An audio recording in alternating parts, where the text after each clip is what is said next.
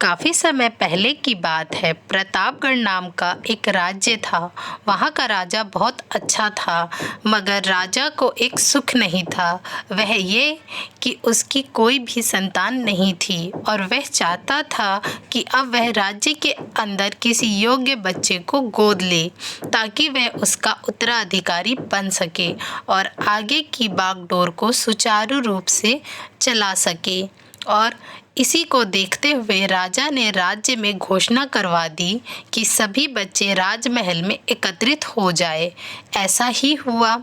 राजा ने सभी बच्चों को पौधे लगाने के लिए भिन्न भिन्न प्रकार के बीज दिए और कहा कि अब हम 6 महीने बाद मिलेंगे और देखेंगे कि किसका पौधा सबसे अच्छा होगा। महीना बीत जाने के बाद भी एक बच्चा ऐसा था जिसके गमले में वह बीज अभी तक नहीं फूटा था, लेकिन वह रोज उसकी देखभाल करता था और रोज पौधे को पानी देता था। देखते ही देखते 3 महीने बीत गए। बच्चा परेशान हो गया। तभी उसकी माँ ने कहा कि बेटा, धैर्य रखो, कुछ बीजों को फलने में ज़्यादा वक्त लगता है। और वह पौधे को सींचता रहा। 6 महीने हो गए। राजा के पास जाने का समय आ चुका था, लेकिन वह डरा हुआ था कि सभी बच्चों के गमलों में तो पौधे होंगे और उसका गमला खाली होगा। लेकिन वह बच्चा ईमानदार था और सारे बच्चे राजमहल में आ चुके थे। कुछ बच्चे जोश से भरे हुए थे, क्योंकि उनके अंदर राज्य का उत्तराधिकारी बनने की प्रबल लालसा थी। अब राजा ने आदेश दिया।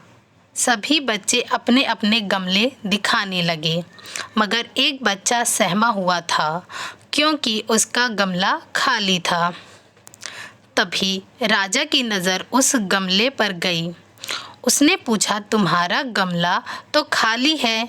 तो उसने कहा, लेकिन मैंने इस गमले की 6 महीने तक देखभाल की है। राजा उसकी ईमानदारी से खुश था कि उसका गमला खाली है, फिर भी वह हिम्मत करके यहाँ आ तो गया। सभी बच्चों के गमले देखने के बाद राजा ने उस बच्चे को सभी के सामने बुलाया। बच्चा सहम गया और राजा ने वह गमला सभी को दिखाया। सभी बच्चे जोर से हंसने लगे। राजा ने कहा, शांत हो जाइए, इतने खुश मत होइए। आप सभी के पास जो पौधे हैं वो सब बंजर है। आप चाहे कितनी भी मेहनत कर लें, उनसे कुछ नहीं निकलेगा। लेकिन असली बीज यही था। राजा उसकी ईमानदारी से बेहद खुश हुआ और उस बच्चे को राज्य का उत्तराधिकारी बना दिया। लेकिन हमें इस कहानी से क्या सीखने को मिला?